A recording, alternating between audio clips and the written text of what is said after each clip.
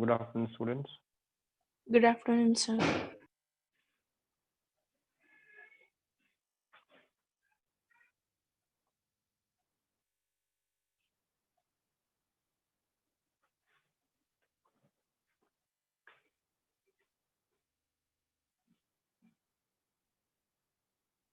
Okay,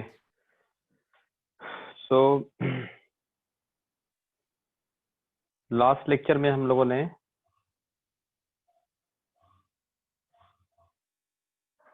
molarity start किया था। Last lecture में हम लोगों ने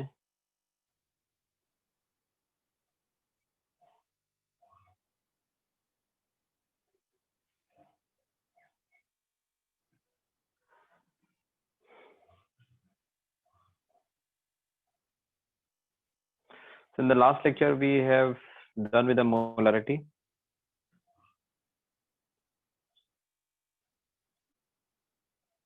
ठीक है, अब मोलरिटी में जो हम लोगों ने किया है वो मोलरिटी ऑफ मिक्सिंग किया हम लोगों ने, और सॉरी नॉर्मलिटी हम लोगों ने किया है। नॉर्मलिटी किया ना, नॉर्मलिटी में हम लोगों ने किया है नॉर्मलिटी ऑफ मिक्सिंग किया है, जैसे हमने मोलरिटी ऑफ मिक्सिंग किया था। एंड कौन कौन सा ये बता दिए केसेस बताए थे, कौन कौन से केसेस बताए थे इसमें? Non reacting mixture, acid plus acid. Non reacting mixture की नॉर्मलिटी निकालना। Okay, so non reacting mixture में हम लोगों ने नॉर्मलिटी निकालना सीखा था लास्ट टाइम, और नॉन रिएक्टिंग के लिए हम लोग मोलरिटी का कॉन्सेप्ट भी यूज कर सकते हैं, ये बताया था। ये तो पहले ही बताया था कि मोलरिटी हम लोग यूज कर सकते हैं फॉर नॉन रिएक्टिंग। अब आज जो हम लोग करेंगे that will be the normality for reacting solution, जो मोस्ट इम्पोर्टेंट है। ठीक है ना, जिससे क्वेश्चंस आते हैं और जो आगे भी काम आएगा हमारे बहुत सारे क्वेश्चन सॉल्व करने के लिए। Will be able to apply this.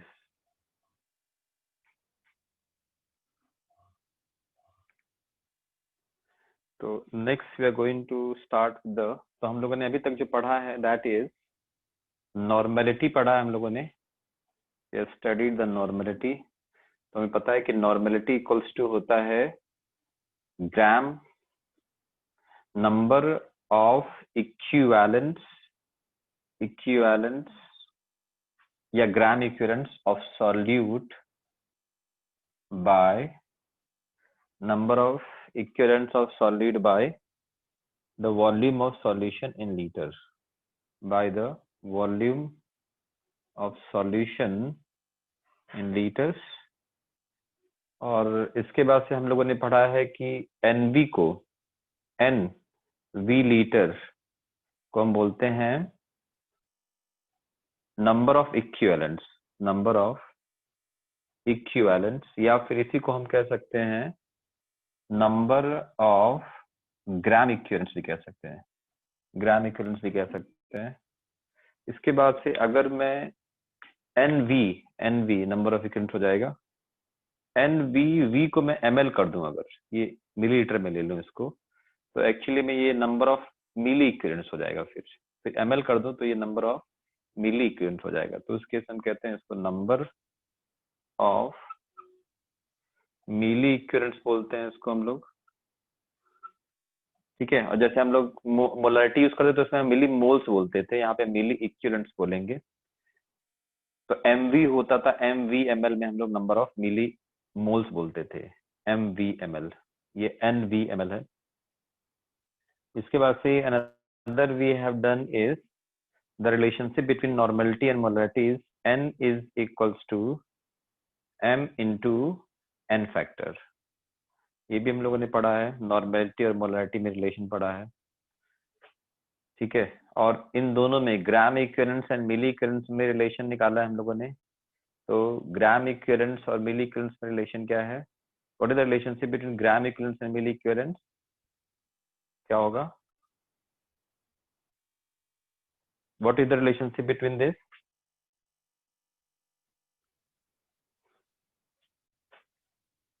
Aadya बताओ क्या रिलेशनशिप होगा?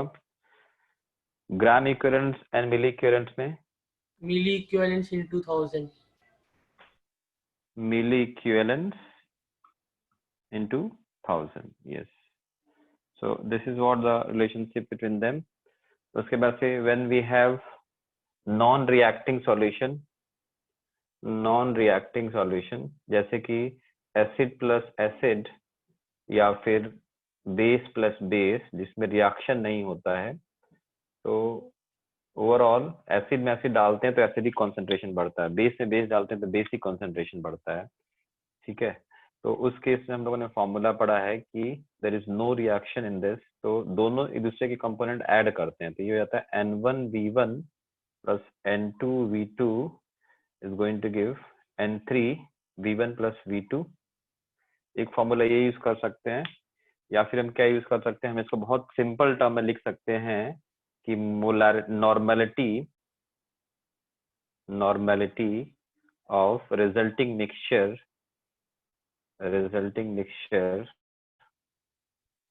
that is N3 is equals to milli equivalents total, that is total milli equivalents divided by we can say is total volume। तो simply हम क्या करते हैं, इसको ये ml में ले लेंगे, इसको ml में ले लेंगे, ml, तो सबके NV के प्रोडक्ट को हम ऐड कर देंगे और नीचे टोटल वॉल्यूम ले लेंगे, तो इससे में क्या होगा, नॉर्मेलिटी ऑफ रिजल्टिंग मिक्सचर हमें पता लग जाएगा। तो ये होता है अबाउट, तो ये प्लस साइन हमने यहाँ पे यूज किया है, दोनों के जो मिली इक्विवेलेंट्स हैं, ये milli equivalents of 1, milli equivalents of 2, तो उस केस में हमें दोनों को ऐड करना है, क्योंकि एसिड को ऐड करें एसिडिक कॉन्सेंट्रेशन बढ़ेगा, बेस को ऐड करें तो एसिड को ऐड करते हैं तो H प्लस कॉन्सेंट्रेशन बढ़ता है, क्योंकि एसिड H प्लस देते हैं तो H प्लस कॉन्सेंट्रेशन बढ़ता है, और जब बेस हम ऐड करते हैं तो OH माइनस कॉन्सेंट्रेशन बढ़ता है। ठीक है ना, OH माइनस कॉन्सेंट्रेशन बढ़ता है, तो इसीलिए दोनों को हम ऐड करते हैं, दोनों ये एसिड ऐड करेंगे तो भी H प्लस बढ़ेगा, या फिर बेस ऐड करेंगे तो OH माइनस बढ़ेगा, तो उस दोनों कंडीशन में concentration क्या होगा, it is going to increase। तो overall this is the formula and that we have done in the last class। वैसे ये भी important है, लेकिन इससे भी ज्यादा important part है कि जब हम लोग पढ़ेंगे नॉर्मेलिटी, जो हम लोग आज पढ़ने जा रहे हैं for reacting solutions। so this is about the thing that we have done in the last lecture, जो इसका मैंने एक kind of रिव्यू कर दिया, जो भी रिवीजन। अब हम लोग आज जो स्टार्ट करेंगे that will be the normality of reacting mixture which is important। तो इसका स्क्रीनशॉट ले लो। Done, sir.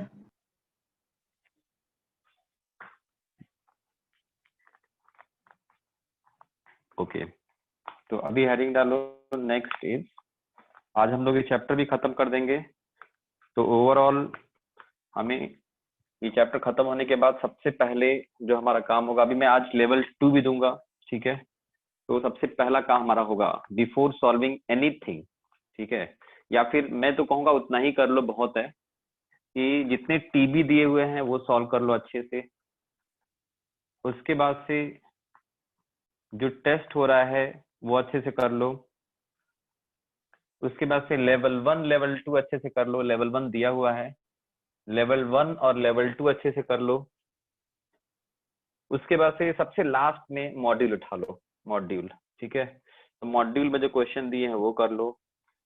अब इतना कर लोगे तो मेरे को नहीं लगता कि अब इससे ज्यादा कुछ कभी एग्जाम में या किसी चीज में you will be able to face this, ठीक है ना, तो इतना कर लो। बट बेसिक है, टीबी कर लेना है, लेवल 1 कर लेना है, लेवल 2 कर लेना है, ये सबको करना है।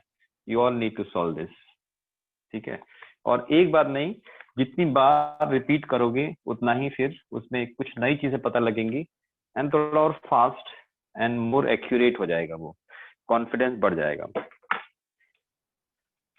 सो normality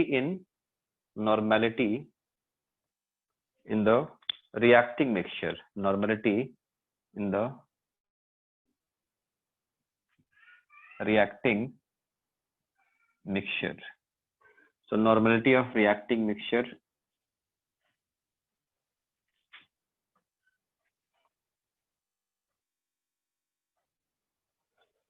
So in the normality of reacting mixture, suppose we have consider reacting mixture में basically कोई भी reaction हो सकता है, any reaction. Suppose we have a reaction में क्या होता है, कोई भी reaction होता है, तो सबसे पहले हम लोग इसको अप्लाई करते हैं. तो we apply this in a acid base reaction. Acid plus base gives salt and plus water. ठीक है, इसको हम कहते हैं न्यूट्रलाइजेशन रिएक्शन कहते हैं. We call this neutralization reaction. So in the neutralization reaction, most important application would be there, because we know that acid and base जब react होते हैं salt बनता है and water बनता है. ठीक है, और ये एक reaction है. तो इसके पहले हमारा कंडीशन था acid और acid base, sorry base, लेकिन यहाँ पे acid and base, तो acid and base are going to react with each other. ठीक है, अब इसमें देखो तीन कंडीशन हो सकती है. अगर हम कहेंगे कि जितना एसिड है उतना ही बेस लिया है, क्या, that is going to be its milliequivalent. ठीक है, तो मैं मान के चल रहा हूँ NV, हमें पता है कि NVML क्या होता है, मीली इक्विवेलेंट. ठीक है, तो हम क्या कहते हैं, अगर एसिड के बराबर बेस है, मतलब जितना एसिड उतना ही बेस है, तो सॉल्यूशन न्यूट्रल हो जाएगा, न्यूट्रल. ठीक है, तो when mealy equivalence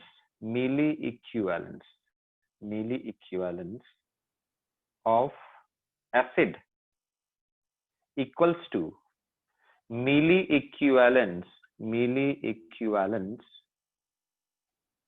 of base.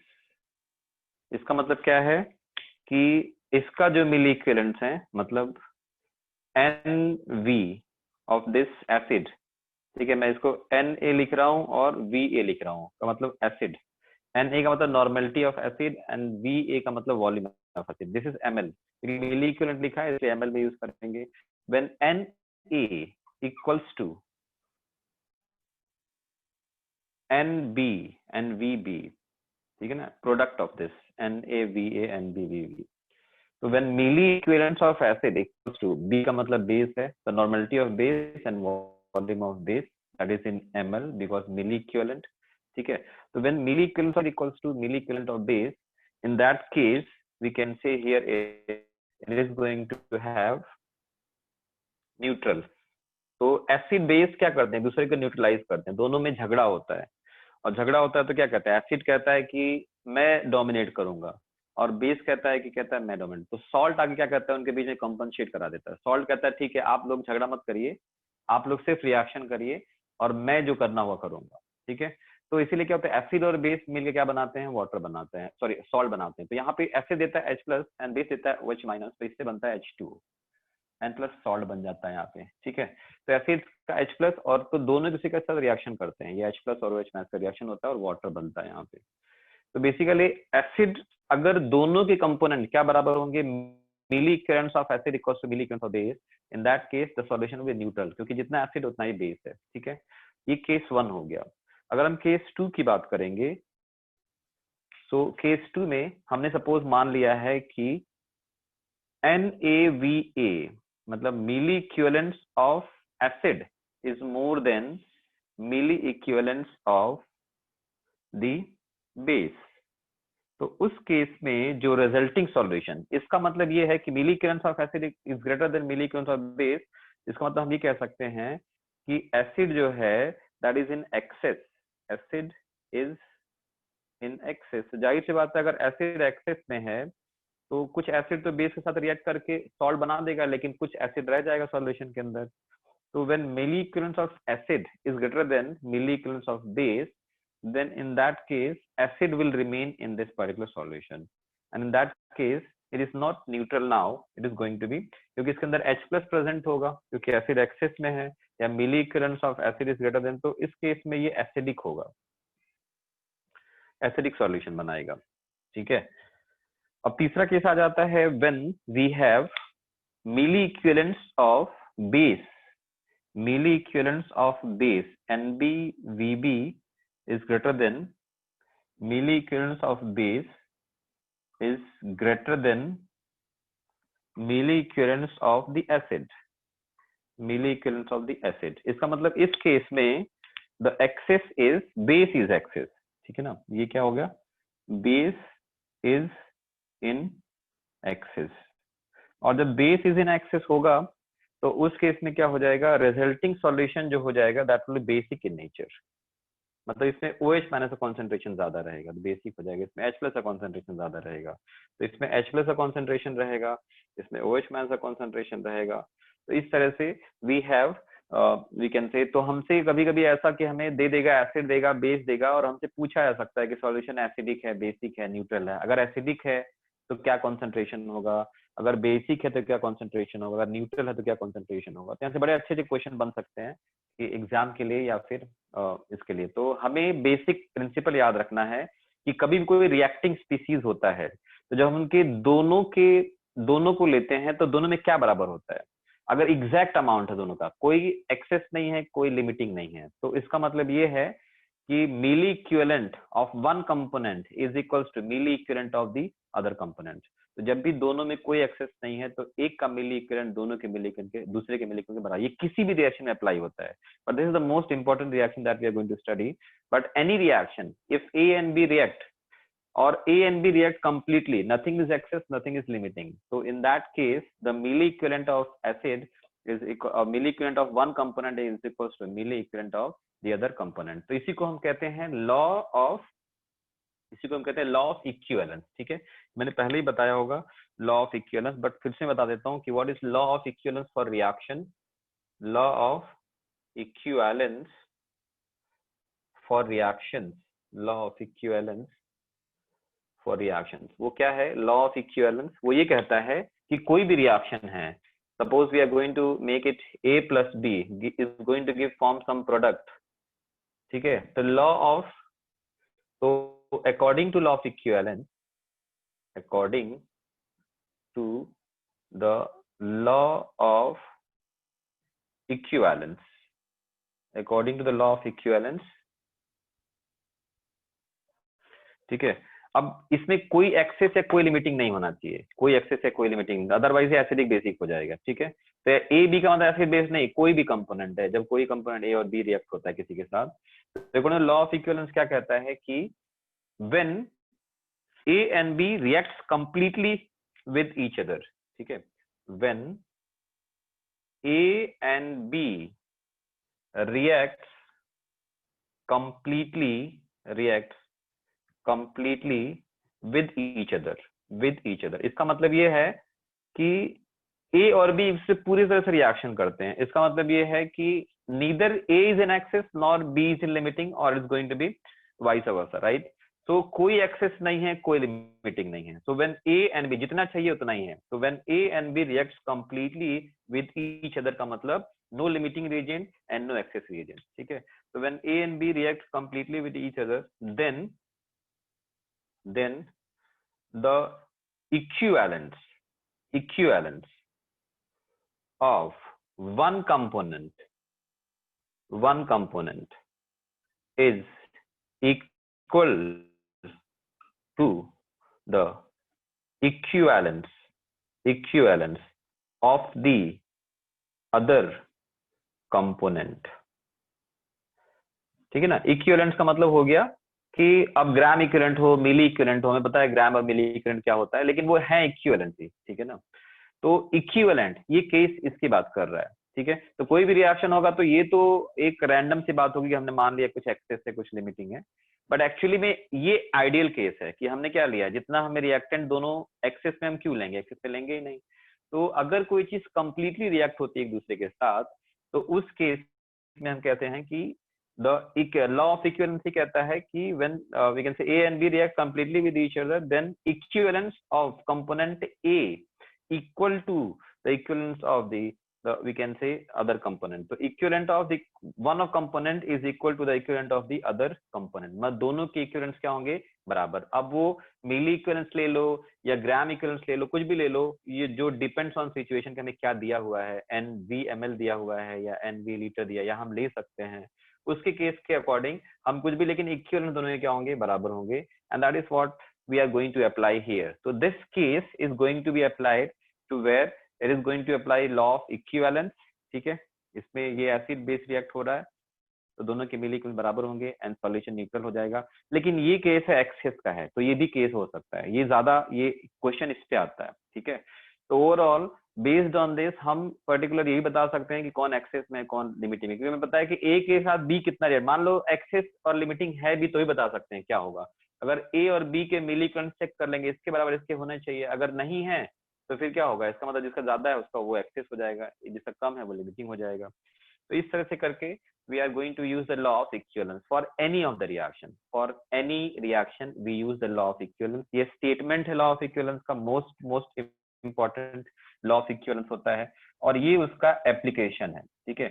This is the application of law of equivalence, or we can say the reacting solution and its we can say normality का use है। तो एक theoretical part हो गया जिसमें मैंने बता दिया। अब मैं इसको क्वेश्चन के पॉइंट ऑफ व्यू से समझाऊंगा, but it is going to be we can say here this are the different cases. तो ये हमें बेसिकली न्यूट्रलाइजेशन रिएक्शन में है, बट वो हर जगह पे अप्लाई होता है, ठीक है। किसी को डाउट है इसमें, anybody having doubt with this whatever has been done here? No doubt, ठीक है। आप दे स्क्रीनशॉट ले लो। Yes, sir, done. ओके अब हम लोग बात करेंगे कि हाउ टू अप्लाई दिस। अगर ऐसा है भी तो उससे हमें क्या फर्क पड़ता है, या फिर हम उसको जब क्वेश्चन सॉल्व करेंगे या कोई प्रॉब्लम सॉल्व करेंगे या कैसे हम उसको अप्लाई करेंगे, how we are going to apply with this. तो हम लोग मेन अब कोर की बात करेंगे जिसको हमें एक्चुअली में यूज करना है, how we apply this concept and what is the advantage of this concept. देखो जब रिएक्टिंग सॉल्यूशंस होते हैं तो मैंने जैसा कि पहले ही बताया था कि रिएक्टिंग नॉन रिएक्टिंग के लिए तो हम मोलारिटी का कॉन्सेप्ट भी यूज कर सकते हैं, मतलब मिली मोल्स, ठीक है। तो नॉन रिएक्टिंग के लिए मोलारिटी, लेकिन कभी भी जब रिएक्टिंग सॉल्यूशन होगा तो हम लोग मिली मोल्स का कॉन्सेप्ट यूज नहीं कर सकते हैं, हम लोग यूज करते हैं लॉ ऑफ इक्विवेलेंस का कॉन्सेप्ट यूज करते हैं, कि क्योंकि दोनों के मिली इक्विवेलेंस बराबर होने चाहिए। तो we use here is law of equivalence, और नॉर्मलिटी ही दिया होता है बेसिकली। तो अगर हमने कहा कि 1 ml एसिड है और 1 ml बेस है तो वो बराबर नहीं है, ठीक है ना। बराबर क्यों नहीं है? क्योंकि उस एसिड और बेस को हम अगर बराबर होते तो क्या होता है, 1 ml एसिड मिलाते 1 ml बेस मिलाते तो वो कंप्लीट न्यूट्रलाइज हो जाता। लेकिन उस पर डिपेंड नहीं करेगा कि वो 1 ml है 2 ml है, जिस पे डिपेंड करेगा कौन सा एसिड है, वो H2SO4 है या HNO3 है, वो एसिटिक एसिड है या वो बेस कौन सा है जिसको हम दूसरे में ऐड कर रहे हैं। तो इस पे डिपेंड करेगा कि 1 ml कितने ml के साथ रिएक्ट करेगा, ठीक है। तो इसलिए हम वॉल्यूम को उसका, तो इक्विवेलेंस का मतलब क्या होता है, वो कंपोनेंट जो दोनों का बराबर होता है उसे हम कहते हैं इक्विवेलेंट। क्योंकि इक्विवेलेंट कॉन्सेप्ट एन फैक्टर पे डिपेंड करता है, कौन सा एसिड कितना एच देगा, लेकिन मोलारिटी तो एन फैक्टर की बात करेगा नहीं, तो वो तो सिर्फ एक जनरलाइज फॉर्म लेगा, ठीक है, या मोल्स एक जनरलाइज फॉर्म लेगा कि 1 मोल के साथ 1 मोल रिएक्ट होता है, लेकिन उसका 1 मोल कितने मोल देता है वो तो मोलारिटी नॉर्मलिटी का कॉन्सेप्ट ही बताएगा। तो इसीलिए नॉर्मलिटी कॉन्सेप्ट जो होता है रिएक्टिंग सॉल्यूशन के यूज होता है, क्योंकि एक्चुअली मैं it is going to say about the कि कौन एक्चुअली में कितना रिएक्ट करे, कौन कितना इफेक्टिव है। तो नाउ एप्लीकेशन पार्ट में सबसे पहले we are going to just go with for neutral solution, for neutral, ठीक है। तो मान लो हमारे पास एसिड है प्लस बेस है, it is going to form salt and plus water, ठीक है। तो अगर हमारे पास क्या है, न्यूट्रल सॉल्यूशन है, तो वी कैन राइट हियर, मान लिया ये N1V1 है और ये है N2V2, ठीक है। तो इस केस में क्या हो जाएगा, N1V1 इक्वल्स टू N2V2, इसके जो मिली इक्विवेलेंट होंगे इसके बराबर हो जाएंगे, ठीक है। इफ इट इज न्यूट्रल मतलब दोनों बराबर है, nothing is excess nothing is limiting. अब अगर केस 2 की बात करें हम लोग, केस 2 में consider the solution is acidic here, ठीक है, एसिडिक। तो एसिडिक होगा तो इसका मतलब ये है कि मिली इक्विवेलेंट्स ऑफ एसिड, ठीक है, NaVA ऑफ एसिड इज, या फिर मिली इक्विवेलेंट्स लिख देता हूं मैं, मिली सबको पता ही है, milli equivalents of acid is greater than milli equivalents of base, ठीक है। मतलब एसिड एक्सेस में है तो अगर हमसे कोई पूछ दे कि what is the concentration of the solution, तो देखो यहाँ पे याद रखना है कि ये N1V1 है, N2V2 है, तो इसका मतलब ये है कि N1V1 is greater then N2V2। अब ये ज्यादा है ये कम है, लेकिन ये दोनों रिएक्ट होकर सॉल्ट बना के न्यूट्रल सॉल्ट बना देंगे, ठीक है ना, ये सॉल्ट बना देंगे। तो यहाँ पे हम क्या यूज करेंगे, हायर माइनस लोअर। एसिडिक है तो एसिड ज्यादा है, बेस कम है, तो मिली के इसके ज्यादा है इसके, तो यहाँ पे हम यूज करेंगे जब हम नॉन रिएक्टिंग के लिए यूज करते थे तो कॉन्सेंट्रेशन बढ़ता था, लेकिन यहाँ पे एसिड ये H+ है और ये OH- दूसरे के कम कर रहे हैं, ये इसका H+ कम कर रहा है, ये इसका OH- एंड ओवरऑल ये H2 बना रहा है, राइट। तो इसका H+ कम हो रहा है, इसका OH-, लेकिन ये तब तक ही रिएक्ट करेगा जब तक इसका OH- अवेलेबल रहेगा। इसके बाद जो अगर एक्स्ट्रा H+ है इसके अंदर तो वो इसमें रिटेन रहेगा। तो basically when H+ is in access, तो this can form H2O up to the point to where this OH- is available.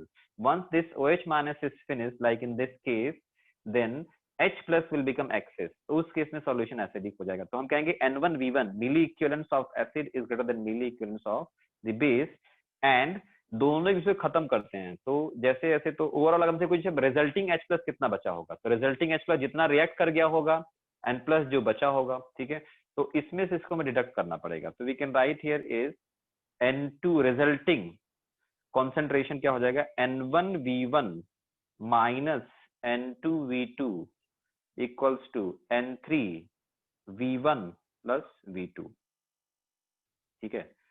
तो या फिर हम इसको लिख सकते हैं, we can write here is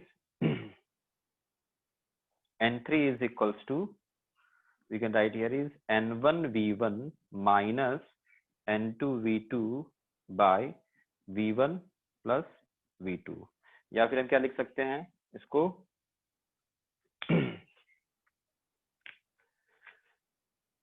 या फिर हम लिख सकते हैं इसको मिली इक्विवेलेंस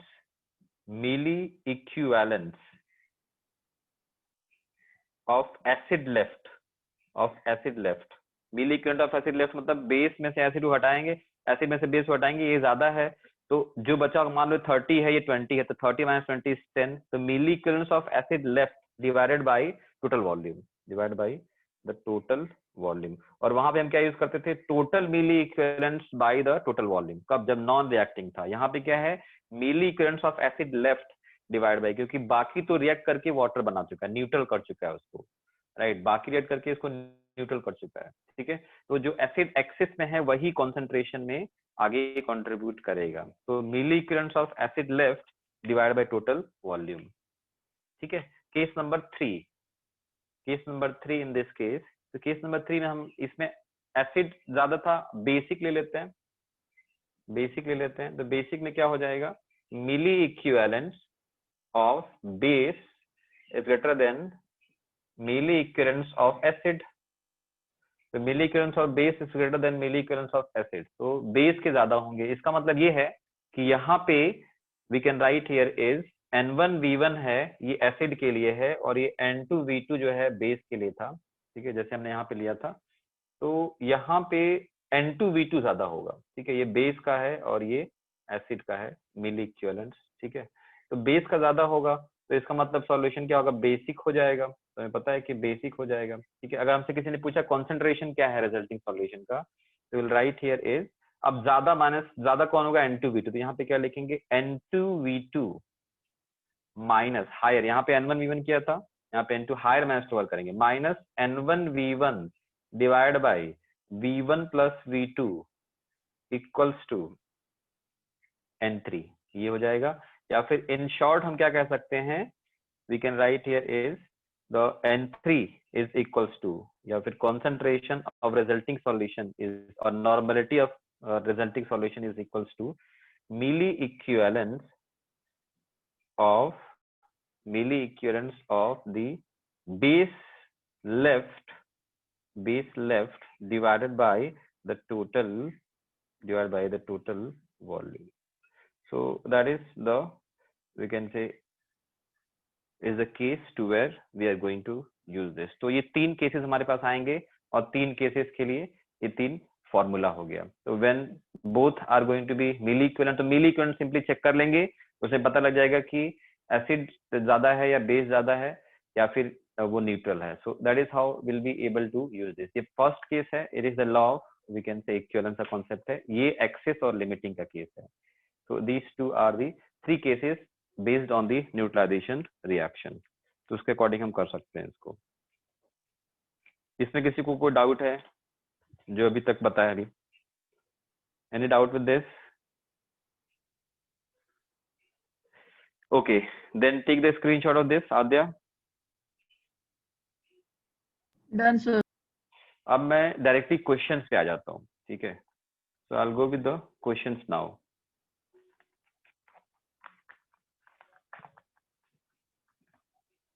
अब मैं एक सपोज यहाँ एक क्वेश्चन ले लेता हूँ, सब लोग सॉल्व भी करेंगे question. 10 ml of HCl, that is n/2 HCl, ठीक है ना। 10 ml of n/2 HCl plus 20 ml of n/2 NaOH, ठीक है ना। ये दोनों को मिक्स किया है। What is the normality of resulting solution? ये क्वेश्चन है। क्वेश्चन सॉल्व करो सब लोग। क्वेश्चन है 10 ml ऑफ HCl ऐड किया है, n/2 है, और 20 ml ऑफ n/2 NaOH है, और हमसे कह रहा है कि व्हाट इज द 0.16 0.16। ओके, और लोग भी सॉल्व करो। 0.67 1/3 1/3 1/3 किसका आया है? ओमकार ओंकार। ओके, और 0.67 उसका ही सिंप्लीफिकेशन है। आदित्य का आया है ना? आदित्य तुमने भी सॉल्व किया है ना? सर मेरा 0.16 आ रहा है, 1/6 आ रहा है। सर 1/6 1/6 आ रहा है तुम्हें? 1/6। ओंकार का 1/3 आ रहा है सिर्फ। 1/6 1/6। ओके, सो जस्ट मैं ये सॉल्व करके बताता हूँ। विल सी टू दैट कि मेरे पास इसका सॉल्यूशन नहीं है, फिर मैं सॉल्व कर रहा हूँ। Will just see to this जिसका हो गया है। तो बेसिकली देखो, सबसे पहले हमें आइडेंटिफाई करना है HCl NaH, मतलब रिएक्टिंग सॉल्यूशन है, मतलब एसिड और बेस है, ठीक है। तो हमें क्या करना है? सबसे पहले हमें पता है कि लॉ ऑफ इक्विवेलेंस, तो हम इसके मिली इक्विवेलेंस निकाल लेंगे। तो इसका NV कितना हो जाएगा?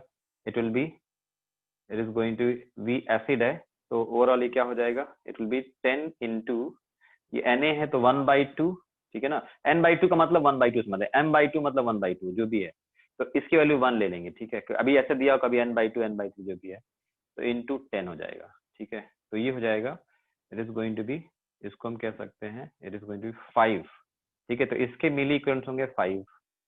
इस केस में अगर हम देखें तो it is going to be 20 into 1/2, ठीक है। बेस के लिए, तो बेस के लिए क्या हम यूज करेंगे? NB एंड VB यूज करेंगे। तो 20 इंटू, तो इसके हो गए 10, ठीक है। तो इसके हो गए 10। तो इसका मतलब मिली इक्विवेलेंट्स किसके ज्यादा हैं? बेस के ज्यादा हैं, ठीक है। तो अब अगर हमें कॉन्सेंट्रेशन या नॉर्मेलिटी पूछे रिजल्टिंग सॉल्यूशन का, तो हम क्या करेंगे? N3 इज इक्वल्स टू, जो इसका डिफरेंस होगा, मतलब क्या, 10 minus 5 divided by total volume कितना है? 10 प्लस 20 30 ml, ठीक है। तो कितना हो जाएगा? 5/30, और 5/30 हो गया, तो इसका मतलब क्या हो गया? 1/6 0.167। हाँ, तो it is going to be 1/6 आ जाएगा ये। तो overall this is going to be 1/6, तो ये 1/6 आ जाएगा। 1/6 n बोलेंगे इसको, ठीक है। We call this 1/6 n। और नेचर क्या होगा रिजल्टिंग सॉल्यूशन का? अगर हमसे कोई पूछे कि what is the nature of resulting Basic. Solution, it will be acidic और basic? Basic. Basic basic, because base के इक्विवेलेंट ज्यादा है, Basic. तो बेसिक, यहाँ लिखेंगे बेसिक, ठीक है। अगर मान लो कि पूछ देता है कि व्हाट इज द, अभी इसमें एक और, ये पहला जो क्वेश्चन था इसमें, it was the first question is normality बताना था इसका, नॉर्मेलिटी ऑफ रिजल्टिंग सॉल्यूशन, ठीक है। नॉर्मेलिटी ऑफ रिजल्टिंग सॉल्यूशन, अब इसमें मान लो दूसरा इसमें एक और क्वेश्चन कर देता है कि what is the molarity of resulting solution. 1/6. Yes correct, molarity of resulting solution. तो ये जो देखने के लिए मोलैरिटी देखने के लिए पहले तो हम इससे नॉर्मलिटी कॉन्सेप्ट से इसको नॉर्मलिटी निकाल लिया हमने। तो रिजल्टिंग सॉल्यूशन का 1/6 नॉर्मलिटी है। क्यों है? Because of the presence of this particular NaOH। तो एक्चुअली में ये OH माइनस का कॉन्सेंट्रेशन है, this is the concentration of, क्योंकि बेसिक है तो इसका मतलब ये किसका कॉन्सेंट्रेशन है, this is the concentration of OH minus in the solution present in this. ठीक है, तो ये OH माइनस का कॉन्सेंट्रेशन किससे आ रहा है, ये it is going to be coming from the NaOH। NaOH के लिए n फैक्टर होता है 1। ठीक है, तो हमें पता है कि OH माइनस का कॉन्सेंट्रेशन है, इसका तो पूरा खत्म हो चुका है। तो अगर हमसे पूछ दे मोलैरिटी ऑफ दिस, तो हमें पता है कि नॉर्मलिटी इक्वल्स टू क्या होता है, मोलैरिटी इनटू n फैक्टर। ठीक है, तो ये NaOH के कारण आ रहा है, ये तो NaOH का कॉन्सेंट्रेशन है। तो हमें पता है कि नॉर्मलिटी इसकी कितनी है, 1/6 है, और molarity is going to be n factor इसका 1 है, तो मोलैरिटी भी क्या हो जाएगी इसकी 1/6 हो जाएगी। ठीक है, तो उसके अकॉर्डिंग मोलैरिटी भी इसकी 1/6 हो जाएगी। तो हमें ध्यान रखना है कभी भी कि कभी कभी पूछ सकता है कि what is the normality of resulting solution, हमसे ही पूछ सकते हैं what is the molarity of resulting solution. तो मोलैरिटी रिजल्टिंग सॉल्यूशन का जब पूछेगा तो इट विल बी एसिड और बेस। ठीक है, तो एसिड बेस में इसका n फैक्टर देखेंगे, क्योंकि n फैक्टर से ही हम नॉर्मलिटी को मोलैरिटी में कन्वर्ट कर सकते हैं। तो हमें n फैक्टर कॉन्सेप्ट यूज करना पड़ेगा, जिसका कॉन्सेंट्रेशन है उसके साथ उसका n फैक्टर यूज करके we are going to use the concept of n factor then. So we are going to use that particular molarity of resulting solution. अब तीसरा क्वेश्चन ये है, ठीक है, ये भी 1/6, भी 1/6। थर्ड क्वेश्चन ये है, third type is we have added this and we have made the volume, and in this 100 ml of water is added, then what is going to happen? क्या हो जाएगा कॉन्सेंट्रेशन इसका, अगर हम इसमें 100 ml वाटर ऐड करते हैं तो molarity of resulting solution, what will happen if we add 100 ml of water in this, then concentration, मतलब नॉर्मलिटी 0.005 1/60 यस 1/60। तो बेसिकली जैसे मैं कह रहा है तीसरा केस है कि 100 ml of water is added, तो इसका मतलब ये है कि अब टोटल वॉल्यूम यहाँ पे 10 and is going to be 30 हो गया ना, 30। तो अभी हम आप क्या पुट करेंगे, N3। इसके लिए हम N3 पुट करेंगे, यही पे लगा देता हूँ मैं यहाँ पे। N3 is equals to what, जो इसके मिली से तो इसका डिफरेंस तो सेम ही रहेगा क्योंकि एसिड बेस हमने ऐड किया नहीं है। तो it is going to be 10 - 5 divided by, it will total volume जो हो जाएगा that is 100 ml of water 130 plus is going to be 30, तो इट इज गोइंग टू 130 हो जाएगा। ठीक है ना, तो ये हो जाएगा 5/130 हो जाएगा, 0.038 0.038 नॉर्मलिटी। ठीक है, तो ये नॉर्मलिटी हो जाएगा। एंड अगेन अगर हमसे मोलैरिटी पूछ देगा तो मोलैरिटी क्या होगा, n फैक्टर उसके कारण ही होगा। तो सेम अभी भी तो बेसिक ही है सॉल्यूशन, राइट। तो ओवरऑल इससे कारण हमें नॉर्मलिटी निकाल सकते हैं, तो मोलैरिटी निकाल सकते हैं सेम n फैक्टर से। ठीक है, तो that is how the questions to be asked. तो ये हो गया एक सिंपलेस्ट फॉर्म में क्वेश्चन हो गया जो मैंने बताया अभी। तो दिस इज व्हाट, किसी को कोई डाउट है इस क्वेश्चन में, मैं और भी क्वेश्चन दे रहा हूँ उससे, बट ये बेसिक क्वेश्चन है, कोई डाउट रहेगा इसमें तो फिर आगे नहीं समझेगा, इसलिए आई एम जस्ट आस्किंग कि anybody having any doubt you can ask. Sir वो आपने n is equal to m into n factor लिखा है, वो थोड़ा एक बार वापस एक्सप्लेन कर सकते हो? क्या चीज, n इक्वल्स टू क्या लिखा है, m इंटू n फैक्टर, वो n फैक्टर कैसे निकाला ये रिएक्शन में, वो पूछना है। अच्छा ओके ठीक है, देखो ये जो रिजल्टिंग सॉल्यूशन है कैसा, एसिडिक है बेसिक है? बेसिक है सर। बेसिक है, किसके कारण बेसिक हुआ होगा, NaOH। ठीक है, यस सर। तो NaOH का n फैक्टर लगेगा, समझ में आ रहा है? Okay sir.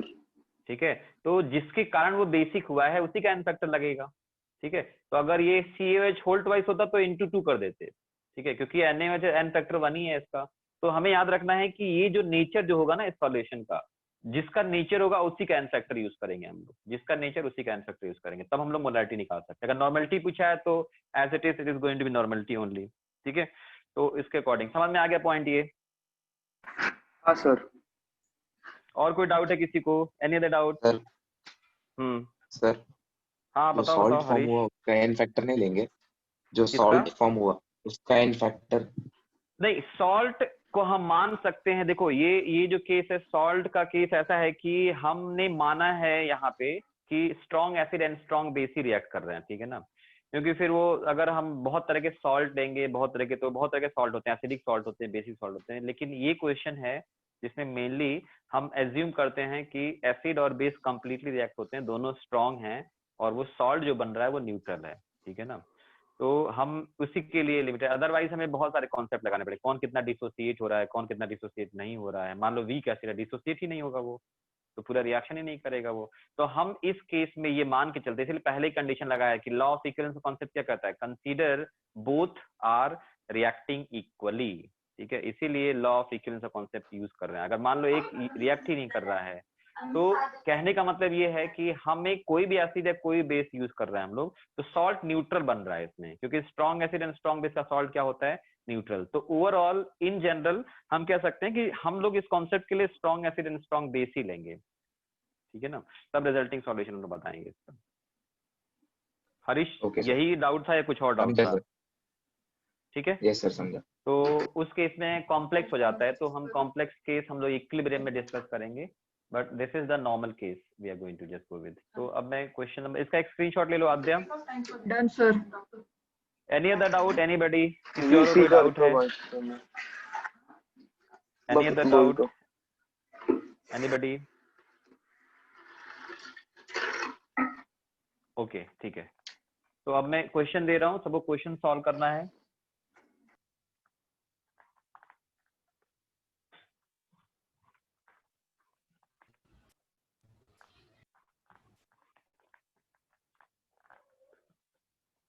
तो मैं अलग अलग यहाँ क्वेश्चन दे रहा हूँ, एक एक करके हम लोग सारे क्वेश्चन सॉल्व करना है। सबसे इंपॉर्टेंट, सबसे मोस्ट इंपॉर्टेंट कॉन्सेप्ट समझ लेना है इसके।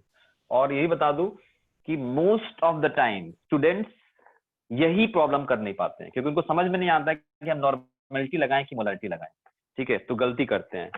तो 90% विल फाइंड इट कि स्टूडेंट यहाँ पे गलती करते हैं कि नॉर्मलिटी मोलारिटी, कंफ्यूजन होता है उनको कि how to just, but concept अगर एक बार समझ गए हम लोग तो एकदम सिंपल कॉन्सेप्ट है, बिल्कुल कॉम्प्लिकेटेड नहीं है।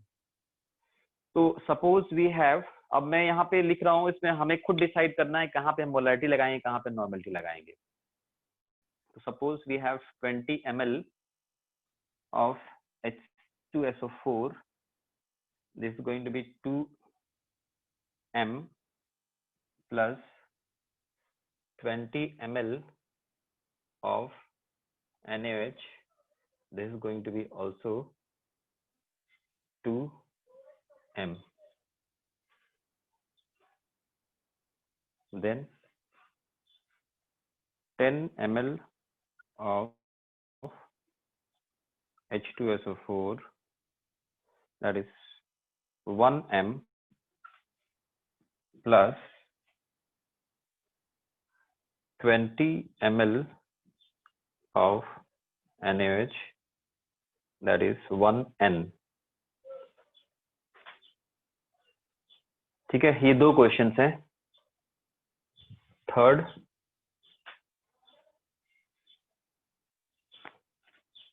इज, सब में रिजल्टिंग सॉल्यूशन का कंसंट्रेशन बताना है हमको, ठीक है ना। रिजल्टिंग सॉल्यूशन का पहले नॉर्मलिटी समझ लो, नॉर्मलिटी बताना है, मोलारिटी दोनों बताना है, normality and molarity both. Question common क्या है, रिजल्टिंग सॉल्यूशन का कंसंट्रेशन एसिडिक होगा, बेसिक होगा, न्यूट्रल होगा, और उसके बाद से नॉर्मलिटी एंड मोलारिटी बोथ, ठीक है। इसके बाद से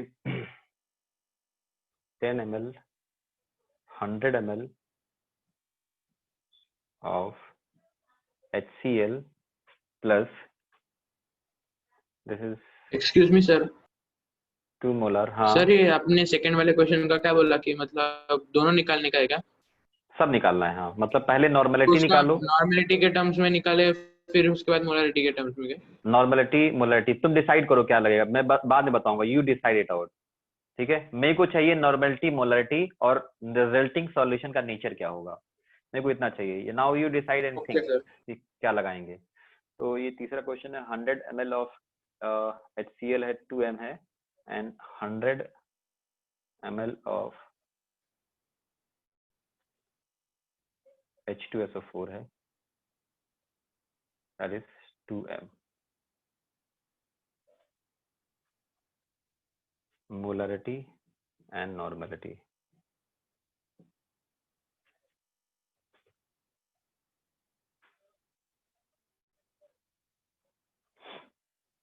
सबका मोलैरिटी नॉर्मलिटी बताना है।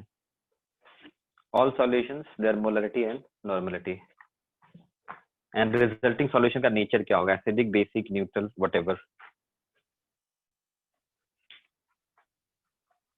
क्वेश्चन नंबर 1 किसी का आया?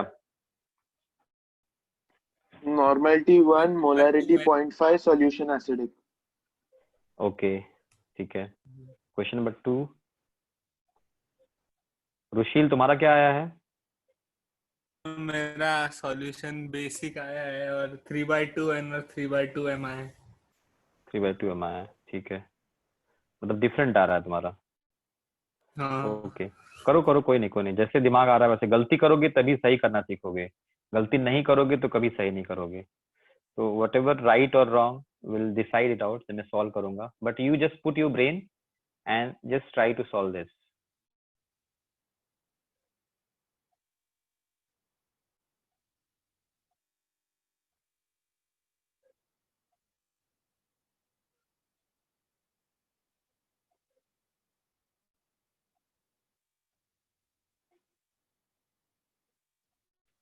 ओंकार में कंप्लीट बताओ। न्यूट्रलाइजेशन हो रहा है। किसमें? Yes sir. केस 1 सेकंड में sir complete neutral, second neutralization. Complete neutralization. Second में ओके सेकंड में कंप्लीट न्यूट्रलाइजेशन है, ठीक है। क्योंकि एन फैक्टर 0 आ रहा है, मतलब 0 बाय समथिंग। ओके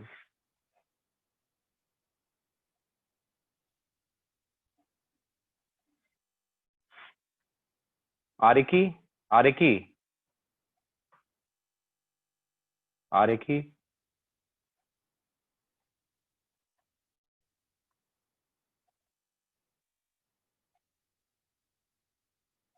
भक्ति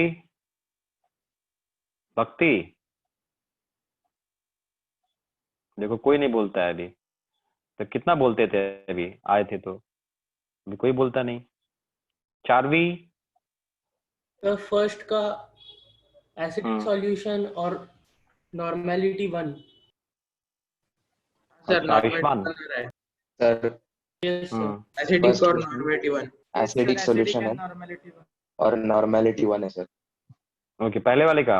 yes yes yes sir. Sir, 1 normality. Okay okay ठीक है। सर थर्ड का नॉर्मलिटी 3 आ रहा है, नॉर्मलिटी 3 आ रहा है और Yes, मोलैरिटी sir. मोलैरिटी निकाल रहा हूँ सर। निकालो।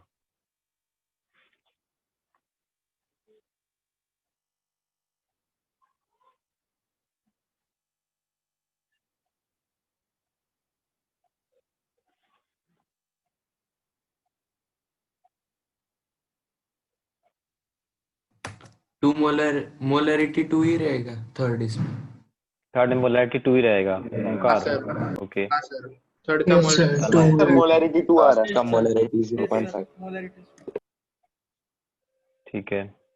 और फर्स्ट का मोलैरिटी 0.5। यस फर्स्ट सर, का यस मोलैरिटी सर, फर्स्ट 0.5। का 0.5 0.5 है। 0.5 है। ओके ठीक है। तो मेरे ख्याल से सबने ट्राई कर लिया होगा, जिसका आया है नहीं आया है, जो भी आया है तो कोई इश्यू नहीं है। अगर नहीं आया है तो नो प्रॉब्लम विद दिस, तो हम लोग प्रॉब्लम करेंगे तभी सॉल्व होगा। तो पहले मैं इसको करके बताता हूँ, क्योंकि सॉल्व किया बहुत अच्छी बात है, बट मैंने ऐसे प्रॉब्लम भी सॉल्व ही नहीं कराया जिसमें कि अब फिर हम लोग मिक्स कर पाएंगे। तो फिर मैं दूंगा एक प्रॉब्लम, फिर सॉल्व करना सबको। तो सबसे पहले हमें डिसाइड करना है कि ये रिएक्टिंग है या नॉन रिएक्टिंग है। तो ये है रिएक्टिंग, ठीक है। H2SO4 NaOH न्यूट्रलाइजेशन होता है, तो ये है रिएक्टिंग सॉल्यूशन। जैसे पता लग गया कि ये रिएक्टिंग सॉल्यूशन है, तो उस केस में हम क्या करेंगे, हमें पता है कि हम मोलैरिटी कॉन्सेप्ट यूज नहीं कर सकते, हमें नॉर्मलिटी लाना ही पड़ेगा। Molarity we can not use, ठीक है। तो इसका मतलब ये है कि हमें इस मोलैरिटी को नॉर्मलिटी में कन्वर्ट करना पड़ेगा, ठीक है। तो सबसे पहला चीज हमें क्या देखना है कि वेदर इट इज रिएक्टिंग और it is non reacting. If it is reacting then we have to first use the concept of normality, and normality निकालने के बाद उसको हम मोलैरिटी में कन्वर्ट कर सकते हैं। that depends on कौन ज्यादा है कौन कम है उसके अकॉर्डिंग, ठीक है। तो ये रिएक्टिंग है, तो यहाँ में दिया है मोलैरिटी, यहाँ में दिया है मोलैरिटी, तो हम मोलैरिटी का कॉन्सेप्ट यूज नहीं कर सकते हैं कि M1V1 minus M2V2 equals to V1 plus by V1 plus V2, वो नहीं यूज कर सकते because it is reacting solution. तो we must have to convert this into the we can say normality. तो हमें पता है कि नॉर्मेलिटी मतलब क्या होता है, तो हमें पता है कि नॉर्मेलिटी इक्वल्स टू होता है मोलारिटी इनटू एन फैक्टर होता है, ठीक है। तो हमें मोलारिटी दिया हुआ है इसका, और हमें इसका एन फैक्टर पता है 2 होता है इसका एन फैक्टर, राइट। तो इसका मोलारिटी अगर 2 है और इसका एन फैक्टर 2 है तो इसकी नॉर्मेलिटी हो जाएगी, तो हम क्या कह सकते हैं इसको 4n कह सकते हैं, ना इसको 4n, ठीक है। तो it is going to be 2, it is going to be 2, तो 2 into 2 नॉर्मेलिटी क्या हो जाएगा इसका 4। इस केस में क्या हो जाएगा नॉर्मेलिटी, क्योंकि इसका एन फैक्टर 1 है, इसका एन फैक्टर NaOH है, तो एन फैक्टर इसका 1 है, तो इसका एन फैक्टर एक ही OH देता है, एन फैक्टर 1, तो जो इसकी मोलारिटी होगी वही क्या हो जाएगी इसकी नॉर्मेलिटी। तो हमें सबसे पहले क्या करना है, इसको मोलारिटी को नॉर्मेलिटी में कन्वर्ट करना है, that is the first thing that we need to do, everybody must understand this. अगर ये नहीं करोगे तो गलत हो जाएगा क्वेश्चन। जनरली स्टूडेंट्स क्या करते हैं, मोलारिटी करके खत्म कर देते हैं, ठीक है। तो हमें समझ में आना चाहिए कि हम यहाँ नॉर्मेलिटी का कॉन्सेप्ट ही यूज करेंगे, ठीक है।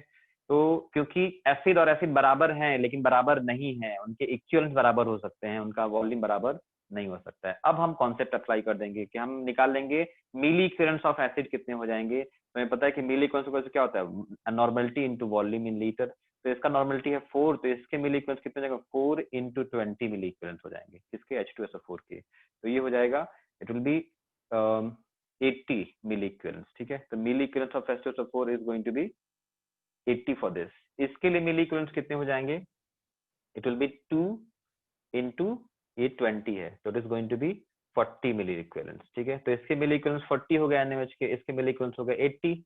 तो अब हमें क्या निकालना है, इसकी नॉर्मेलिटी। तो हमें पता है कि नॉर्मेलिटी इक्वल्स टू क्या होता है, जो हायर माइनस लोअर, तो 80 माइनस 40 बाय टोटल वॉल्यूम कितना है 20 and plus 20, तो it is going to be 40।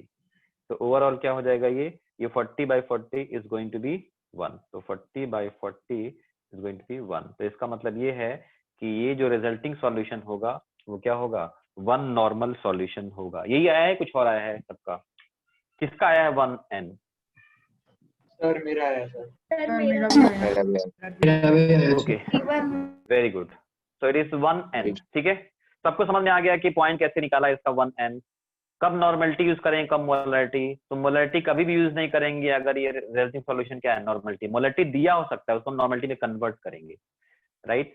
तो हमें पता है कि मोलारिटी नॉर्मेलिटी रिलेशन क्या होगा, ओनली थिंग एन फैक्टर में कैसे पता है, हम निकालते हैं उसका एन फैक्टर को, तो यहाँ इसकी नॉर्मेलिटी आ जाएगी 1n, ठीक है। अब मान लो हमसे पूछ रहा है कि what is the molarity of this solution, ठीक है। तो अब मोलारिटी, तो अब हम कह सकते हैं कि इसमें एसिड का जो मिली इक्विवेलेंट ज्यादा है, एसिड के मिली इक्विवेलेंट ज्यादा है, बेस के कम है, तो इसका मतलब एसिड एक्सिस में है और बेस क्या है, वी कैन से लिमिटिंग है, तो बेस लिमिटिंग है। तो अगर एसिड एक्सिस में है, तो अगर एसिड एक्सिस में, इसका मतलब ये जो 40 आया है ये क्या है, एसिड के मिली इक्विवेलेंट है, राइट। तो this 1n is because of the acid, ठीक है। तो ये एसिड का कॉन्सेंट्रेशन मतलब H प्लस का कॉन्सेंट्रेशन है 1n। तो ये अगर हमें कन्वर्ट करना है इसको मोलारिटी में, तो मोलारिटी इक्वल्स टू क्या होगा, sorry normality equals to molarity into n factor. तो ये जो है बिकॉज ऑफ द एसिड है, ये जो है बिकॉज ऑफ द एसिड है, ठीक है, क्योंकि एसिड एक्सिस में है, तो इसका n फैक्टर में 2 लेना पड़ेगा। तो नॉर्मेलिटी हमें पता है कि इसका 1 है, तो मोलारिटी इक्वल्स टू क्या हो जाएगा, बाई n फैक्टर। तो we can write here is normality equals to, sorry molarity equals to normality by n factor, sorry molarity equals to normality by n factor हो जाएगा। नॉर्मेलिटी इसकी आई है 1 और इसका n फैक्टर 2 आ जाएगा क्योंकि इसके कारण है, तो 2, तो ये 0.5 हो जाएगा। तो it is going to be 0.5 m, तो it will be 0.5 m solution. ये सब कुछ समझा कि नहीं समझा, कैसे निकाला ये नॉर्मेलिटी एंड मोलारिटी। तो हमें पहले डिसाइड करना है कि ये जो डिफरेंस है कौन ज्यादा है, एसिड ज्यादा है, तो एसिड के कारण इसका सॉल्यूशन है, तो जो नॉर्मेलिटी आ रही है वो एसिड के कारण है। तो वो एसिड की नॉर्मेलिटी को जब हम उसकी मोलारिटी में कन्वर्ट करेंगे, तो हमें पता है कि normality equals to molarity into n factor, तो वही फॉर्मूला लगा के नॉर्मेलिटी को मोलारिटी में कन्वर्ट कर लेंगे। तो इस फॉर्मूले में कभी भी हम मोलारिटी का कॉन्सेप्ट अप्लाई नहीं करेंगे। मोलारिटी का मतलब m2 v2 minus m1 v1 by v1 plus v2 नहीं लगाएंगे, ठीक है। तो हियर मेरे ख्याल से सबको क्लियर है, किसी को डाउट है इसमें कैसे करना है इसको, क्लियर है। This is 1n and this is 0.5 m solution, this is the answer with this, ठीक है। और ये सॉल्यूशन एसिडिक होगा, तो ये एसिड का कॉन्सेंट्रेशन है एक्चुअली में, this is going to be acidic, तो ये एसिड का कॉन्सेंट्रेशन है।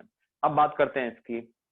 तो इस केस में हमें एक मोलरिटी दिया है और हमें एक नॉर्मेलिटी दिया हुआ है, राइट। अब फिर से देखेंगे, चेक करेंगे, ये क्या है H2SO4, ये क्या है NaOH, मतलब रिएक्टिंग है। और रिएक्टिंग है तो हमें पहले ही पता है कि हम कभी भी मोलरिटी यूज नहीं कर सकते हैं, तो हमें लगाना पड़ेगा अब नॉर्मेलिटी। तो यहाँ तो नॉर्मेलिटी ऑलरेडी दिया है, इसको हमें नॉर्मेलिटी में कन्वर्ट करना पड़ेगा। तो हमें पता है कि इसके लिए एन फैक्टर क्या होता है, अगेन वही formula, normality equals to molarity into N factor. तो हमें इसका मोलरिटी पता है एन फैक्टर 2 होता है, तो एन फैक्टर 2 हो जाएगा, इसकी नॉर्मेलिटी जो हो जाएगी that is going to be 1 into 2 हो जाएगी, 1 into 2। तो normality is going to be, we can write here is 2n हो जाएगा। तो 1 molar is equal to 2 normal, तो ये हो जाएगा 1 into 2, क्योंकि एन फैक्टर H2SO का 2 होता है, 2 नॉर्मल हो गया ये, ठीक है। अब 2 नॉर्मल एंड 1 नॉर्मल, तो हमेशा याद रखना रिएक्टिंग है तो मोलरिटी को नॉर्मेलिटी में कन्वर्ट करेंगे। अब केस क्या हो सकता है, कोई एक मोलरिटी एक नॉर्मेलिटी, दोनों का नॉर्मेलिटी दिया हो, दोनों को मोलरिटी दिया हो, that depends on case, different cases, तो we can use that different cases.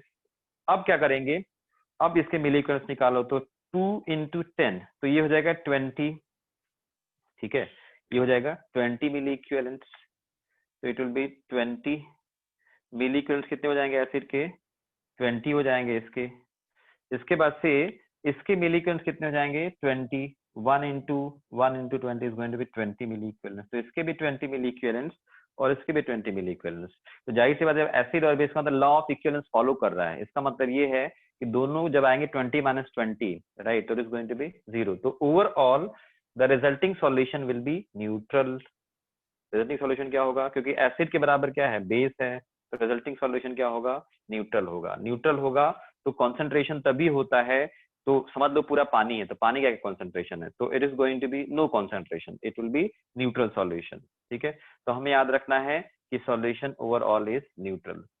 तो इस तरह से हमें पता लग गया कि जैसे न्यूट्रल हो गया तो कॉन्सेंट्रेशन नहीं होगा उसका, क्योंकि पूरा का पूरा मान लेंगे it is going to be completely water, क्योंकि जितना एसिड बेस है वाटर में कन्वर्ट हो चुका है।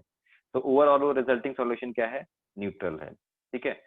अब तीसरा केस ये है कि we are going to have this, इस केस में, तो इस केस में हमें क्या है कि we are going to have this 2m and we are going to have this 2m। तो ओवरऑल दोनों अब हमें दिखाई दे रहा है कि ये HCl है और ये क्या है H2SO4 है। अब HCl और H2SO4 अगर है तो दोनों किस तरह के सॉल्यूशन है, they are we can say non reacting solution. तो ये नॉन रिएक्टिंग हो गया, नॉन रिएक्टिंग, ठीक है।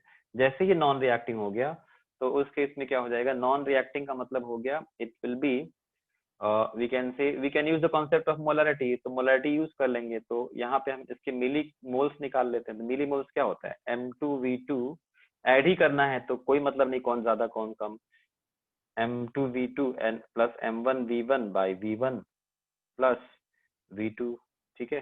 तो इसकी हम मोलरिटी M3 निकाल सकते हैं यहाँ से। तो इसका M2V2 क्या हो जाएगा, 2 into, तो is going to be 200 and plus इसका कितना हो जाएगा 100 into 2, तो it is going to be 200।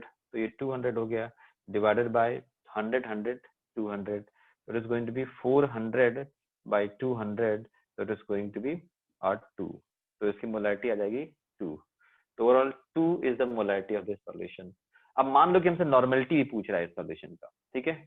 अगर नॉर्मेलिटी पूछ रहा है तो हमें क्या करना होगा, इसको अब नॉर्मेलिटी करें तो इसको हम, क्योंकि HCl H2SO4 दोनों हैं, तो हमें इसका नॉर्मेलिटी के टर्म में कैलकुलेशन करना पड़ेगा। अगर हमसे नॉर्मेलिटी पूछेगा तो नॉर्मेलिटी के टर्म में कैलकुलेशन करना पड़ेगा। मतलब क्या करना होगा, हमें इसको नॉर्मेलिटी में कन्वर्ट करेंगे तो इसकी नॉर्मेलिटी तो यही हो जाएगी, इसकी नॉर्मेलिटी क्या हो जाएगी, यही हो जाएगी। It will have the normality as 2n because n factor is going to be same, 1 हो जाएगा। इसके लिए जो नॉर्मेलिटी होगी तो इसकी जो मोलरिटी है उससे क्या हो जाएगा, इंटू 2 करना पड़ेगा, तब इसकी नॉर्मेलिटी। तो इसकी नॉर्मेलिटी कितनी आएगी, 4n आ जाएगा, ठीक है। इसकी नॉर्मेलिटी कितनी हो जाएगी, 4n। तो अब इस पे जब हम कैलकुलेशन करेंगे नॉर्मेलिटी के लिए, तो इसके लिए n3 क्या आ जाएगा, इसके लिए इसका 4 into 100, इसका 4 into 100, तो ये कितना आएगा, दोनों को ऐड करना है, हमको जोड़ना है, दोनों को घटाना नहीं है, क्योंकि दोनों घटाते कब हैं, जब नॉन रिएक्टिंग होते हैं। तो n3 को हो जाएगा 400, हाँ, plus 200, it is going to be 200 by it is going to be 100 100 200, तो ये हो जाएगा 600 by 200। तो 600 by 200 का मतलब क्या हो जाएगा, it is going to be 3n आ जाएगा। तो 3 नॉर्मल है and is going to be 2 molar है। तो इस तरह से हम इसका सिंपली नॉर्मलिटी मोलरिटी। तो अगर हमें नॉर्मलिटी पूछा है तो नॉर्मलिटी में बेटर है कन्वर्ट कर लो, नॉर्मलिटी निकालो, क्योंकि नॉन रिएक्टिंग है, ठीक है। और मोलरिटी है तो we are going to just convert into molarity. तो मोलरिटी दिया है तो मोलरिटी, तो उसके अकॉर्डिंग ये देखो तीनों केस जो है 3 डिफरेंट केसेस हैं एक्चुअली में, एक में मोलरिटी दिया है, एक में नॉर्मलिटी दिया है। So in that way we have been given. तो इस तरह से हम लोग क्वेश्चन सॉल्व करते हैं। तो ये 3 क्वेश्चन मैंने इसलिए दिए हैं ताकि हमारा कॉन्सेप्ट जो है वो ओपन हो जाए और हम कॉन्सेप्ट को समझ जाएं कि कैसे हम कंसंट्रेशन निकालते हैं। कोई डाउट है किसी को इसमें? Any doubt with this? Anybody, any doubt?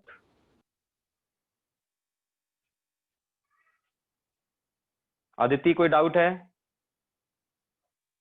Aditi सुनाओने, Aditi Mogal. Okay okay okay ठीक है।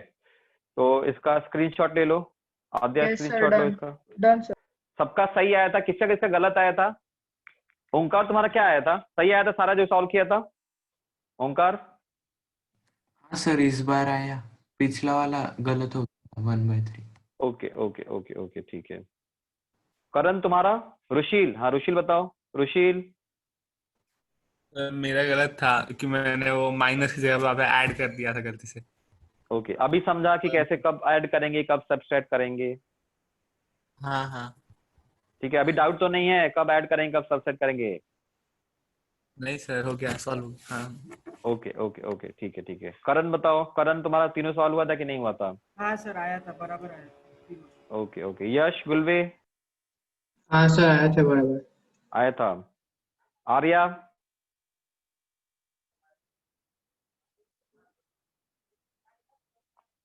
आद्या, आद्या यस सर। आया था तुम्हारा? हाँ सर। किया क्वेश्चन? हाँ ठीक है। जिसका नहीं भी आ पाया है मे बी कुछ अगर, तो उसको अलग से पूछ भी सकते हो। एंड प्लस समझने की कोशिश करोगे समझ में आ जाएगा। एकदम सिंपल सा कॉन्सेप्ट है कि एसिड बेस के मिली इक्विवेलेंस देखना होता है हमको, ठीक है ना। बाकी जब रिएक्टिंग होगा तो सब्सट्रैक्ट करेंगे और जब नॉन रिएक्टिंग होगा तो ऐड करेंगे। नॉन रिएक्टिंग होगा तो हमारे लिए आसान है, मोलरिटी भी यूज कर सकते हैं, नॉर्मलिटी भी यूज कर सकते हैं। लेकिन अगर रिएक्टिंग होगा तो हमें हमेशा नॉर्मलिटी ही यूज करना है। बस इतना पॉइंट हमें ध्यान रखना है। अब मैं 1-2 और क्वेश्चन दे रहा हूँ, मे बी और सिंप्लीफाई हो जाएगा कॉन्सेप्ट, या फिर और हमें थोड़ी क्लियरिटी आ जाएगी इन द कॉन्सेप्ट। तो आद्या इसका एक स्क्रीनशॉट ले लो। Done sir.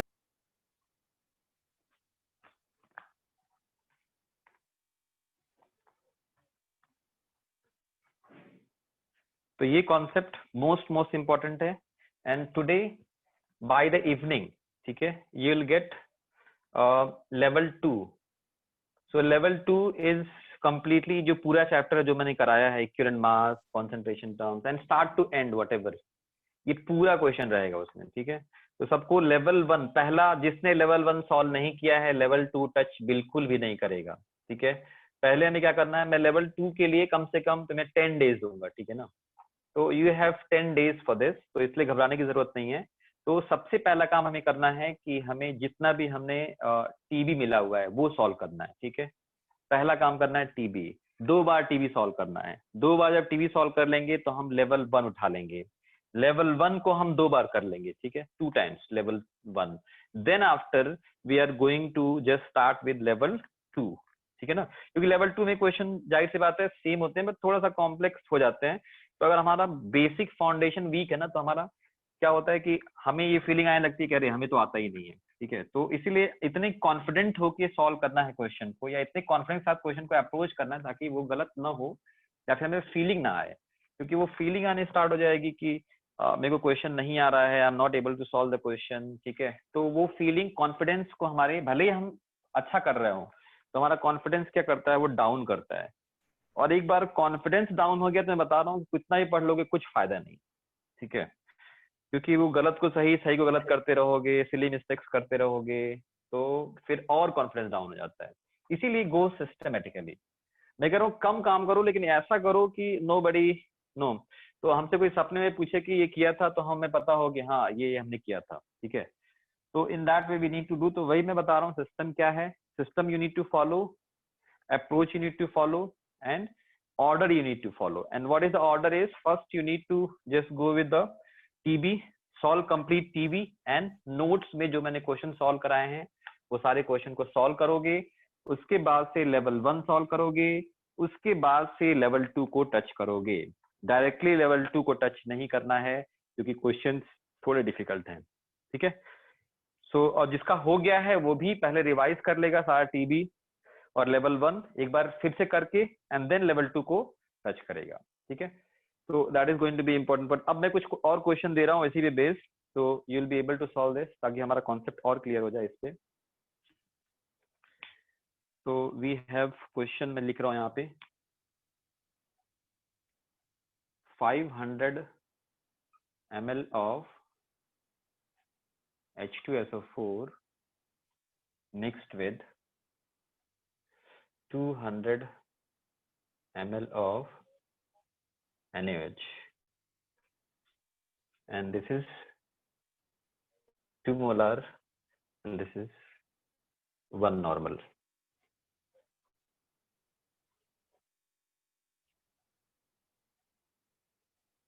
और एक और क्वेश्चन है, इसमें भी तीनों निकालने हैं, मतलब नॉर्मेलिटी, हाँ molarity.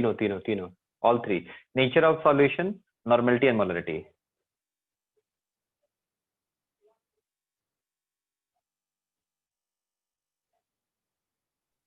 Normality 18/7.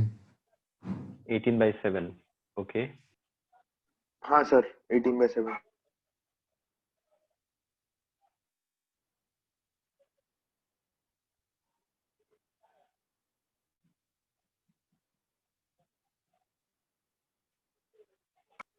Molarity 18/4। Molarity 18/7, 18/4, 14। 18/14। Okay.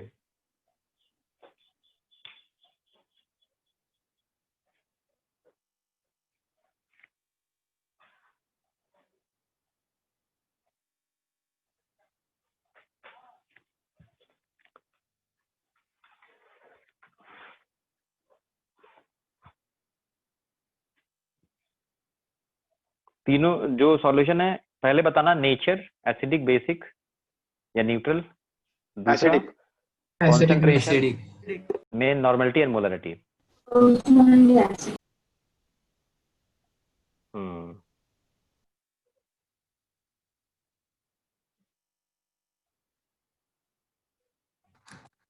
Second का normality 7/3. सेकंड का नॉर्मेलिटी 7/3, ओके। मोलैरिटी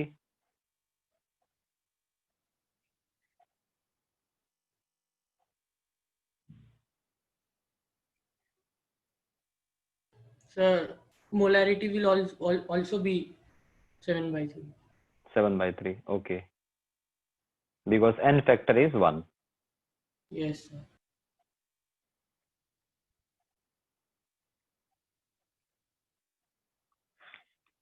ठीक है, तो मेरे ख्याल से काफी लोगों ने ट्राई किया होगा, इसको ट्राई कर भी लेना, मैं इसको सॉल्व कर दे रहा हूँ, ठीक है। सर सेकंड में नॉर्मेलिटी 1/3 आ रही है। अच्छा 1/3 आ रही है, ठीक है, देखता मैं सॉल्व करके, क्योंकि मेरे पास इसका आंसर तो है नहीं, but I will solve this, will see to this, ठीक है। तो बेसिकली 500 ml ऑफ 2m है, तो हमें पता है कि this is H2SO4 and this is NaOH, so they are reacting with each other. ये रिएक्टिंग है तो हम कॉन्सेप्ट ऑफ नॉर्मेलिटी यूज करेंगे। इसका मतलब हमें इसको नॉर्मेलिटी में कन्वर्ट करना है, इसका दिया हुआ है, इसको कन्वर्ट करना पड़ेगा। इसको कन्वर्ट करने के लिए हमें पता है कि ये 2m दिया हुआ है, हमें पता है कि नॉर्मेलिटी को मोलैरिटी इंटू n फैक्टर होता है, तो हमें मोलैरिटी दिया है, n फैक्टर 2 होगा, तो नॉर्मेलिटी इसकी हो जाएगी 2 × 2 is going to B 4n हो जाएगा, ठीक है। तो 4n नॉर्मेलिटी, n इस पे, तो अब इसके मिली इक्विवेलेंस निकाल लेंगे। तो मिली इक्विवेलेंस अगर हम निकाल लेंगे तो मिली इक्विवेलेंस इसके हो जाएंगे, it is going to be 4 × 500, ठीक है। तो कितने हो जाएंगे, 500 × इज गोइंग टू बी 4 हो जाएगा, तो ये 2000 हो जाएगा। तो ये हो जाएगा 2000 मिली इक्विवेलेंस, और इसके जो है दैट इज 200 × 1, तो ये हो जाएगा 200, हाँ क्या 200 हो जाएगा, हाँ ये 200 हो जाएगा। This is going to be 200 × 1, it is going to be 200। तो इसके मिली इक्विवेलेंस 200 आ गए, इसके मिली इक्विवेलेंस आ गए 2000। तो हम क्या करेंगे, नॉर्मेलिटी निकाल सकते हैं रिजल्टिंग सॉल्यूशन का, that is going to be higher minus lower, तो it is going to be 2000 - 200 by total volume का जो we can say total volume है, तो 500 + 200 इज गोइंग टू बी 700, ठीक है। तो ये हो जाएगा हमारा 1800 divided by 700, so it is going to be 18/7. ठीक है, तो ये हो गया नॉर्मलिटी। अब अगर हमसे कह रहा है कि मोलरिटी बता दीजिए इसका, तो 18/7 तो एसिड जो है वो ज्यादा है, दिस इज मोर, ठीक है, दिस इज 9/7 36 9/7 करेक्ट। तो it is going to be 18, ये जो है एसिड ज्यादा है, तो एसिड के अकॉर्डिंग इसका तो हम निकाल सकते हैं, इसकी मोलरिटी जो हो जाएगी it will B n/n factor हो जाएगा, n/n, ठीक है। तो यहाँ से हम निकाल सकते हैं, it is going to be 18/7 into 2 हो जाएगा। तो 18 यही आ रहा है कि कुछ और आ रहा है? 9 ना सर, वैसे थोड़ी आएगा। मोलरिटी को क्या n फैक्टर, तो इसको n फैक्टर से डिवाइड करेंगे तो कितना हो रहा है? बराबर था 18 सर, 18/7 into 2, करेक्ट। हाँ 18/7 into 18/14 18/14, हाँ ठीक है। तो इसको और सिंप्लीफाई कर सकते हैं हम लोग, तो 2 से इसको करके डिवाइड करके और सिंप्लीफाई, तो 9/7 मेरी 9/7 हो जाएगा। तो 9/7 ये हो जाएगा मोलरिटी और ये हो जाएगा नॉर्मलिटी, 1.2। ठीक है। हाँ, तो इसके अकॉर्डिंग ये नॉर्मलिटी हो गया, मोलरिटी हो गया, and solution is going to be acidic. तो हमने तीनों चीजें बता दी इसकी कि नॉर्मलिटी, मोलरिटी एंड एसिडिक। अब बात करते हैं इसकी, तो it is going to be our again reacting solution. तो रिएक्टिंग है तो हमें मोलरिटी को नॉर्मलिटी में कन्वर्ट करना होगा।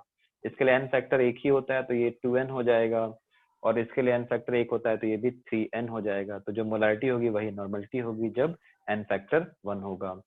तो अब क्या करेंगे, इसके मिली इक्विवेलेंट्स निकाल लेंगे। तो मिली इक्विवेलेंट्स निकालने के लिए क्या करेंगे, 2 into 200 is going to be 4, मैं डायरेक्ट लिख रहा हूँ अभी 400, और ये कितना हो जाएगा 100 into 3 is going to be 300। तो इसका मतलब बेस जो है वो कम है और एसिड ज्यादा है, इसका मतलब रिजल्टिंग सॉल्यूशन कैसा होगा, एसिडिक होगा।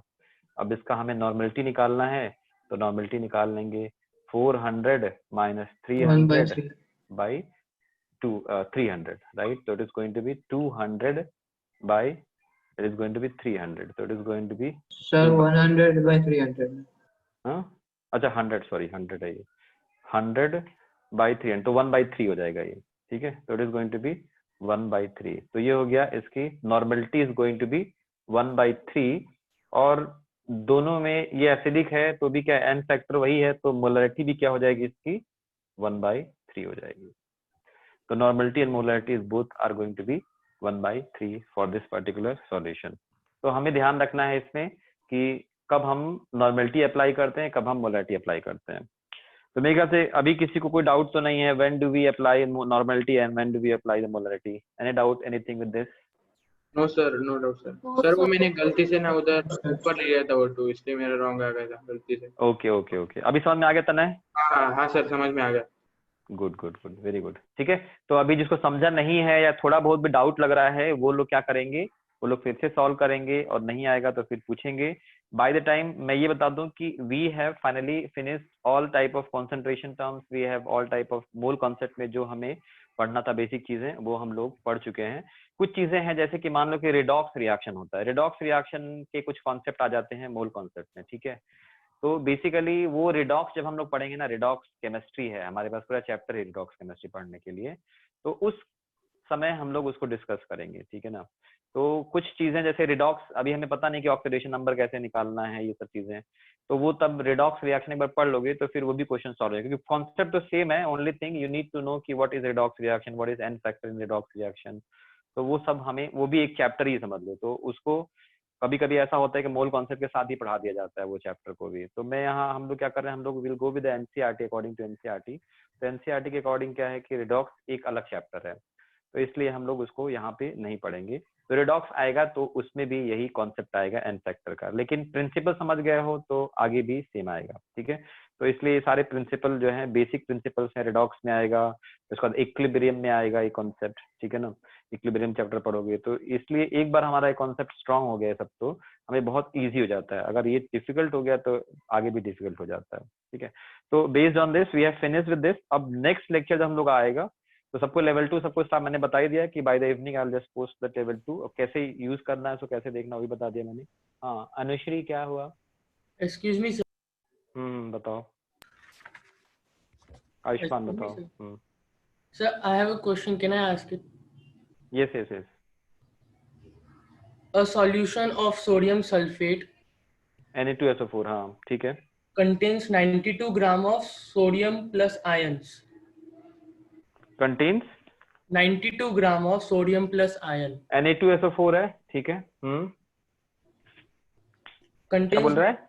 contains 92 gram of Na plus ions okay, ठीक है. per kilogram of water. पर केजी, ठीक है.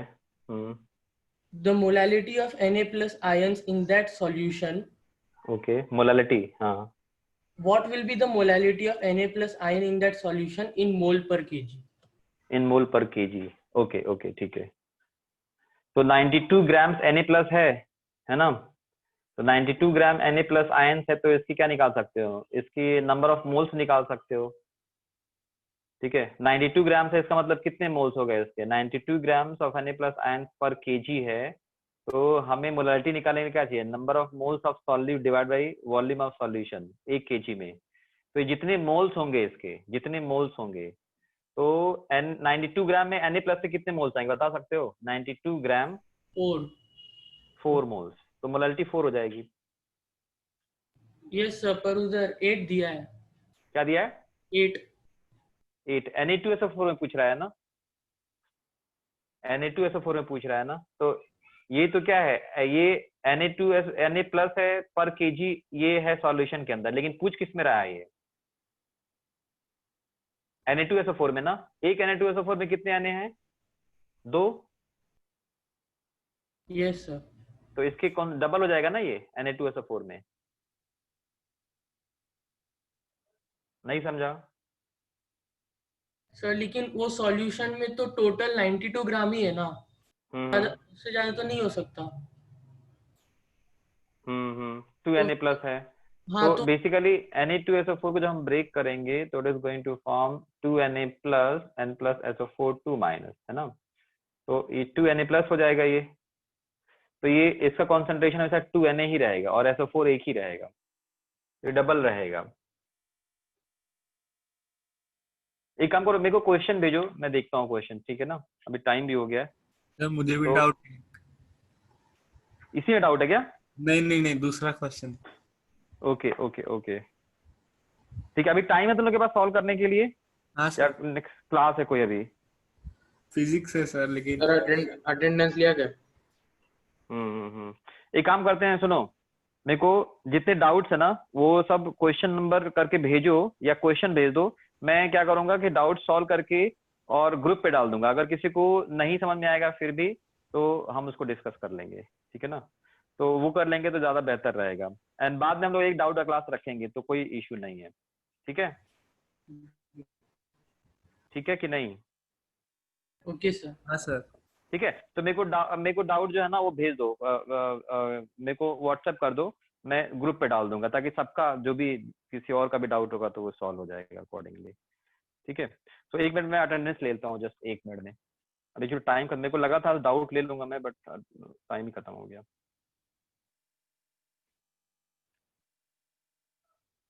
Just 1 minute.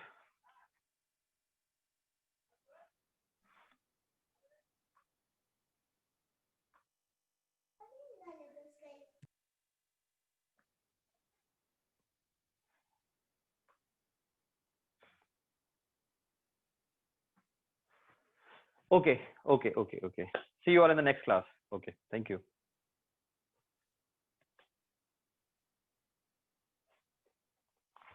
आदेश का स्क्रीनशॉट ले लिया है ना?